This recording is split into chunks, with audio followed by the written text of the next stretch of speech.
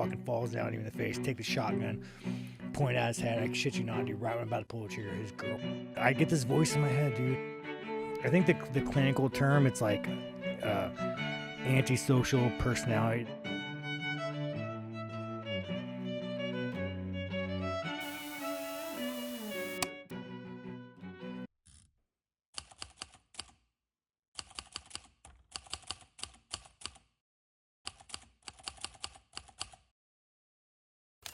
On the 27th of February, 1991, Sean Strickland was born in Anaheim, California, and this is his story.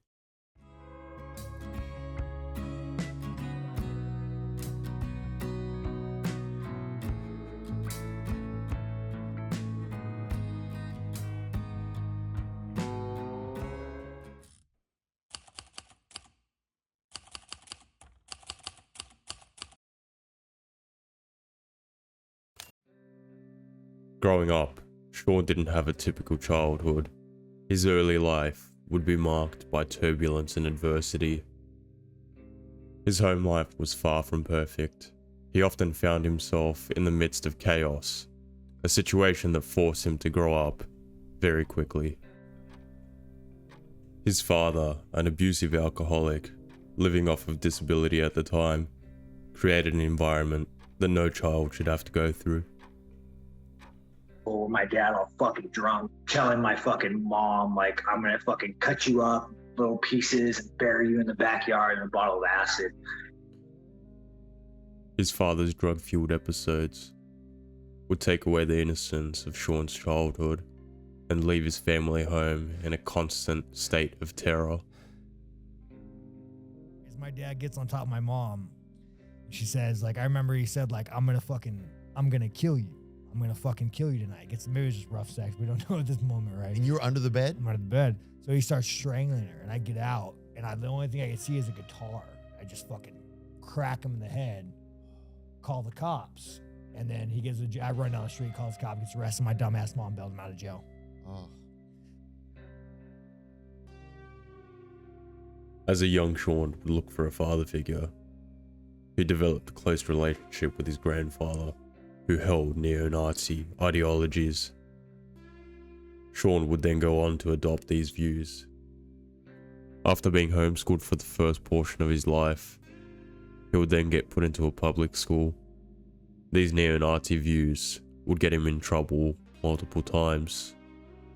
9th grade, I got kicked out of school for a hate crime. I think I beat up or something. I mean, I beat up a guy and I made some. I don't hate fucking gays. Shortly after being expelled from school for perpetrating a hate crime, Sean's mother would then go on to sign him up to an MMA gym. This would be a pivotal point in Sean's life, where his life would change for the better.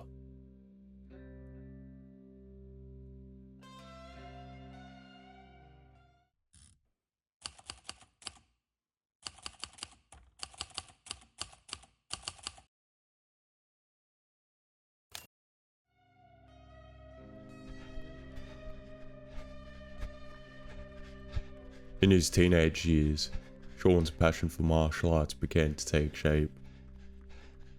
Sean would now have an outlet for his anger, realizing his true hatred did not stem from ideology, but rather from his traumatic experiences growing up.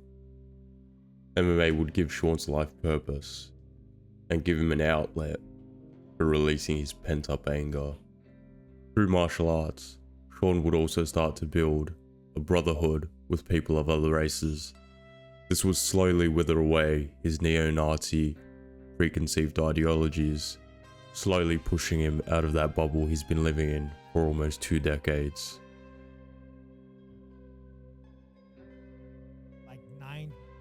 Like 9th grade, I started training, and then, dude, I realized I wasn't a racist. I was just angry. I mean, I'll never forget, dude. I always tell people the first day I trained, I got the shit kicked out of me, covered in blood, bro. Like, first moment in my life I ever felt happiness. First moment in my fucking life I ever felt happiness. And shit kicked out of me. Just all the anger, it was gone.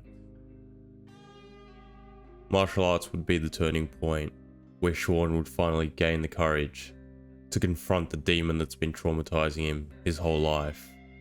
At the age of 18, Sean finally stood up for himself and took matters into his own hands.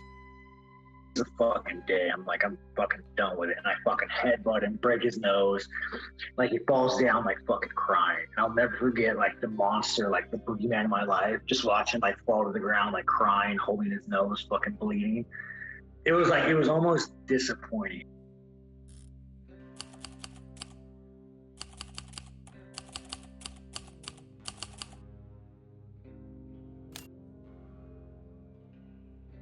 Having gone through so much during his early life, Sean would turn his attention to MMA and would strive to be a full-time MMA athlete. In his early MMA career, Sean would fight under the promotion of King of the Cage, going 13-0 between 2008 and 2013. Sean would then join the UFC, going 7 wins and 3 losses up until 2018. Where he suffered a massive motorbike accident which would set him back for almost 2 years.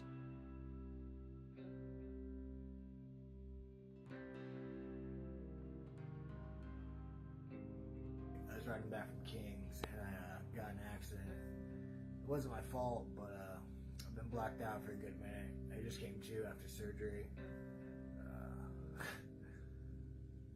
It's gonna be a long road back, but I love fighting, you know, so I'll get back on the ball and make it happen. Alright.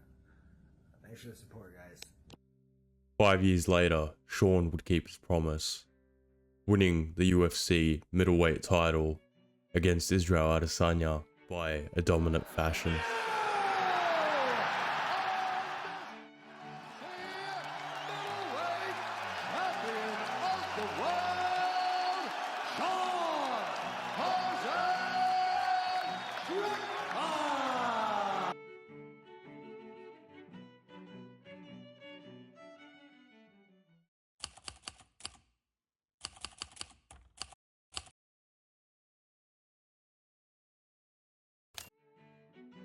In present times, Sean's lost the UFC middleweight title to Dricus du Plessis in a match that had a arguably controversial decision.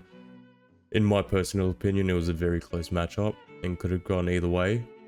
This coming Sunday, Sean will be fighting Paulo Costa, and stylistically, he does win this match. In Sean's future, I do see another championship title and will likely go into the UFC Hall of Fame after a couple of more matches. This was Sean Strickland's life in under 10 minutes. If you did make it to the end of the video, please leave a like and do subscribe as it does help the channel grow.